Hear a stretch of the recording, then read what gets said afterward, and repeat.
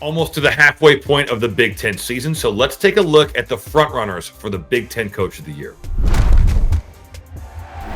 Tom Izzo and the Michigan State Spartans picked 5th in the preseason poll. Looked like it was going to be a little bit more of the same roster-wise. 2 mid-major players come over to East Lansing, but really running it back with the same core that we saw last season minus Tyson Walker. Surprisingly, this team has not shot the ball well from 3, but Michigan State has gotten back to their roots, rebounding and running. Lead the country in fast break points. They've been beasts on the offensive glass, and the depth of this team, 8 guys average 6 points or more. Jaden Akins just under 14 points per game.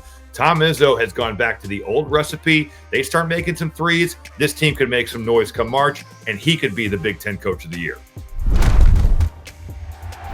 Brad Underwood and the Illinois Fighting Illini picked 4th in the preseason poll, but it's a totally new team. Only one returnee from last year's ball club that made the Elite 8. That's Dre Gibbs Lawhorn. But give Brad Underwood a lot of credit for going to the portal, recruiting at a high level, and certainly finding guys that fit their culture. You look at the first-year players they have. Kasparas Yakashonis, he's going to be a lottery pick. He could be the Big Ten Player of the Year, has been fantastic as a first-year player at Illinois. Tomislava Visic, and you look at Will Riley. Those 3 guys, very talented. Couple that with a big-time transfer portal class, Ben Rickhouse, Trey White, Kylan Boswell, and you're looking at a team that gets it done on both ends of the floor, is terrifying to guard with the skill and playmaking on the floor at all times. This is still a relatively new group, so consistency will be key. But Brad Underwood, for as many new guys as they have, has done a phenomenal job of building this team and keeping his culture.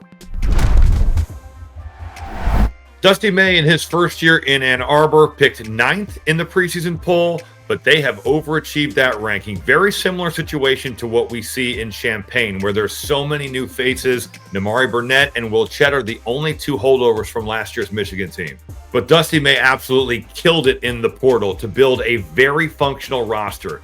You look at the bigs, Danny Wolf and Vlad Golden, those guys have fit together in a major way. The 4-5 pick and roll has been lethal, and those 2 guys have played at a first-team all-conference level. But it's not just those 2 guys. Trey Donaldson comes over from Auburn and has given this team great leadership, and Roddy Gale makes that transfer from Ohio State to Michigan. Who knew that was possible? And has come in and given a slashing option to this offense. Michigan plays fast and fun, and they put themselves in a great spot. 6-1 in the league to start Big Ten play. The turnovers have been the issue. This team needs to do a better job taking care of the basketball. If the turnovers can be cleaned up, Dusty May could be bringing home some hardware for the team and for himself.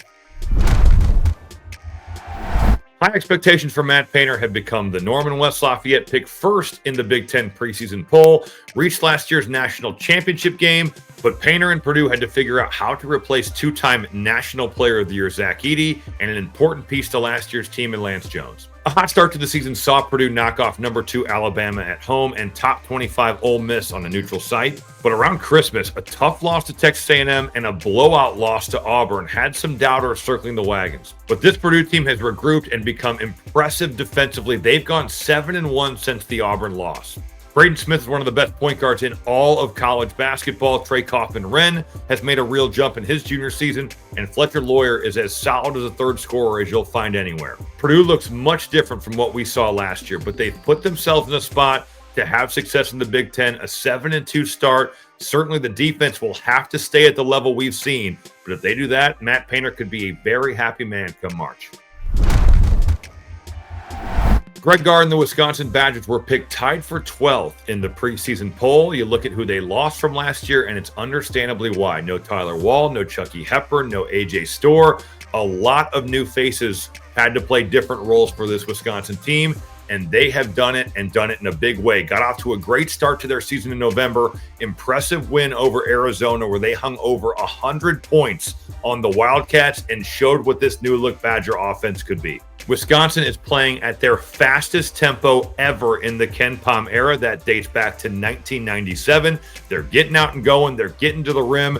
They'll shoot threes at a pretty high clip. They are playing an analytics-driven ball game. The backcourt duo of John Tonje and John Blackwell have proven tough to contain, and it helps that Steven Crowell has really found his game. 7 of his last 8 in double figures after a slow start. We knew what he was capable of from previous seasons, but now starting to look like that player that we've seen in the past. Wisconsin needs Crowell to continue to be that third scorer, but the Badgers have put themselves and their coach in position to win an award that we've seen plenty of times won in Madison over the last 20 years.